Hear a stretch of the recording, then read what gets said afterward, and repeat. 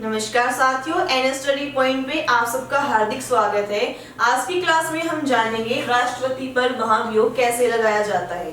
हमने अपनी पहले वाली क्लासेस में उसका इलेक्शन पढ़ा, राष्ट्रपति का इलेक्ट कैसे किया जाता है।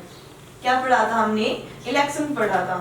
उसमें क्या देखा था हमने कि वोटिंग की जाती है।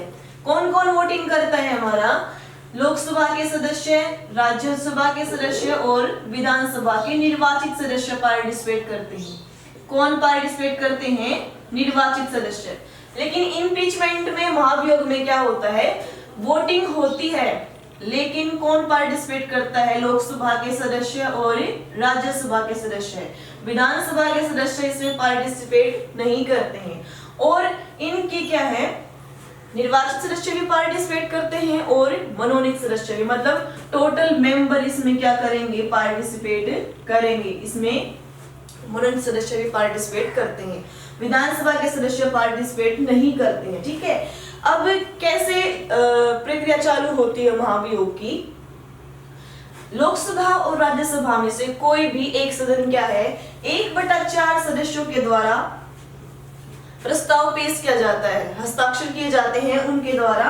तो क्या होता है, वो प्रस्ताव राष्ट्रपति के पास 14 दिन पहले भेजा जाता है कि आपके खिलाफ महाभियोग की प्रक्रिया जारी की जाने वाली है। ठीक है, तो अब 1/4 सदस्य क्या होंगे, वो प्रस्ताव राष्ट्रपति के पास भेजेंगे। उसके बाद क्या होता है, मान लीजिए वो प्रस्ताव राज्यसभा ने भेजा है, राज्यसभा के टोटल सदस्य हैं 250, तो इसका 1/4 क्या करेंगे? राष्ट्रपति के पास भेजेंगे। ठीक है, अब भेज दिया तो अब क्या होगा, वो पास कैसे होगा प्रस्ताव? जो ये 250 सदस्य हैं, इसका 2/3 भाग, 2/3 सदस्य क्या करेंगे? हस्ताक्षर करेंगे। ये मानेंगे कि राष्ट्रपति ने क्या किया है, संविधान का अतिक्रमण किया है, तो ये प्रस्ताव पास हो जाएगा। अब इसके पास होने से कुछ नहीं होगा, इसके बाद वो कहां पर जाएगा? हमारा लोकसभा में जाएगा। अब लोकसभा के टोटल सदस्यों का क्या होगा? 2/3 भाग उस पर हस्ताक्षर करेगा और जांच पड़ताल करेगा पहले कि जो राष्ट्रपति पर आरोप लगाए जा रहे हैं वह सत्य है या नहीं।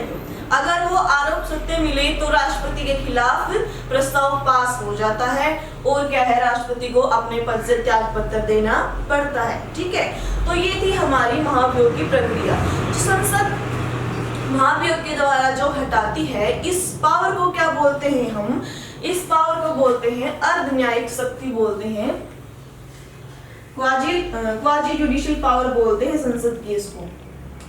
ठीक है, क्वाजी जुडिशियल पावर बोलते हैं संसद की, जो महाभियोग जारी करती है राष्ट्रपति के खिलाफ। इसमें क्या होता है कि जो अपनी न्यायपालिका वो तो न्याय करती है, लेकिन कभी कभी क्या है, हमारी कार्यपालिका भी क्या करती है? न्याय देने का कार्य करती है। तो इस पावर को हम क्या बोलते हैं? क्वाजी जुडिशियल पावर बोलते हैं, अर्ध न्यायिक शक्ति बोलते हैं। ठीक है, अब हम जानेंगे महाभियोग तो हमने जान लिया, अब राष्ट्रपति हट गए, अब उसके स्थान पर कार्य कौन करेगा? जब तक नया राष्ट्रपति नियुक्त नहीं हो जाता तब तक कौन करेगा? हमारा वाइस प्रेसिडेंट उस पर कार्य करेगा। लेकिन मान लीजिए कि वाइस प्रेसिडेंट भी नहीं है तो कौन करेगा? तो हमारा मुख्य न्यायाधीश काम करेंगे, सीजेआई काम करेंगे। अगर वो भी नहीं है तो सीनियर मोस्ट जज करेंगे। ठीक है, सीनियर मोस्ट जज करेंगे काम। ठीक है, और एकमात्र हिदायतुल्ला मुख्य न्यायाधीश ऐसे हैं जिन्होंने क्या है, राष्ट्रपति के पद पर कार्यवाही राष्ट्रपति के रूप में कार्य किया है। कब तक किया है?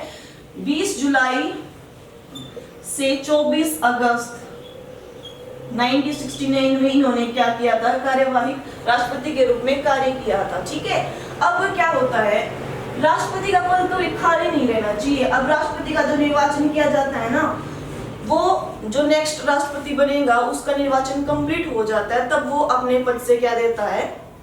हट जाता है। अब हम बात करते हैं कि इसकी शक्तियां क्या क्या होती हैं। राष्ट्रपति की पावर्स, कार्य और पावर दोनों ही सेम है। कार्यपालिका के कार्य भी करता है, विधायी शक्तियां भी हैं इसकी, सैनिक शक्तियां भी है, वीटो पावर भी है, इमरजेंसी की भी पावर है। तो सबसे पहले आज हम देखते हैं इसकी कार्यपालिका संबंधी पावर क्या क्या है। हमने जब राष्ट्रपति का पहला लेक्चर लिया था तभी हमने पढ़ लिया था कि आर्टिकल में क्या कहा गया है कि जो संघ की कार्यपालिका किसमें निहित होगी, हमारी राष्ट्रपति में निहित होगी, और वो क्या होगा, तीनों सेनाओं का क्या होगा, हेड होगा। ठीक है। और फिर आर्टिकल 77 में क्या कहा गया है कि जो भारत सरकार के जितने भी कार्य होंगे वो किसके नाम पर होंगे, हमारे राष्ट्रपति के नाम पर होंगे, और उसके निर्णय को माना भी जाएगा। और 78 में क्या कहा गया, आर्टिकल 78 में कि राष्ट्रपति को ये अधिकार है कि वो जो संघ हमारे कार्य कर रही है उसकी सूचना प्राप्त कर सके। ये 3 आर्टिकल मोस्ट इंपोर्टेंट है। ठीक है। अब राष्ट्रपति किस किस की नियुक्ति करता है वो भी इसकी कार्यपालिका शक्तियों में आती है। ठीक है। किस किस की नियुक्ति करता है हमारा, तो प्रधानमंत्री की तो करता ही है, और साथ में फिर प्रधानमंत्री की सहायता से इनकी नियुक्ति वो करता है। संघ के मंत्रियों की नियुक्ति करता है, राज्यों के राज्यपाल की, और जो हाई कोर्ट और सुप्रीम कोर्ट के न्यायाधीश है उनकी भी नियुक्ति कौन करता है, हमारे राष्ट्रपति करते हैं। भारत का महान्यायवादी भी इनके द्वारा नियुक्त किया जाता है। वर्तमान में कौन है, आर वेंकटरमनी भारत के महान्यायवादी हैं। और भारत के नियंत्रक एवं महालेखा परीक्षक वर्तमान में कौन है, श्री गिरीश चंद्र मुर्मू। इनकी भी नियुक्ति राष्ट्रपति के द्वारा की जाती है। यूपीएससी के अध्यक्ष तथा सदस्य, कि यूपीएससी में कितने मेंबर होने चाहिए और कौन अध्यक्ष बनेगा, इसको भी कौन डिसाइड करता है, हमारा राष्ट्रपति डिसाइड करता है। मुख्य निर्वाचन आयुक्त और अन्य निर्वाचन आयुक्त, कौन है मुख्य निर्वाचन आयुक्त, राजीव। ठीक है। और वित्त आयोग के सदस्यों की भी नियुक्ति कौन करता है, राष्ट्रपति करता है। राष्ट्रीय अल्पसंख्यक आयोग के सदस्यों की नियुक्ति राष्ट्रीय महिला आयोग के सदस्यों की नियुक्ति करता है अध्यक्ष और सदस्य। पिछड़ा वर्ग आयोग की भी नियुक्ति करता है।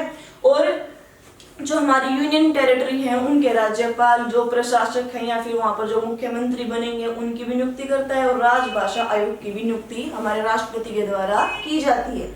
ठीक है। आज की क्लास में हमने समझा कि राष्ट्रपति को पद से कैसे हटाया जा सकता है और उसके पद को वापिस राष्ट्रपति को कैसे लाया जाता है, ये आज की क्लास में हमने समझा और उसकी कार्यपालिका शक्ति के बारे में हमने जाना। मैं आशा करती हूँ कि आपको ये क्लास अच्छे से समझ में आएगी, और अगर समझ में आए तो लाइक, शेयर, कमेंट और सब्सक्राइब करना न भूलें। धन्यवाद साथियों।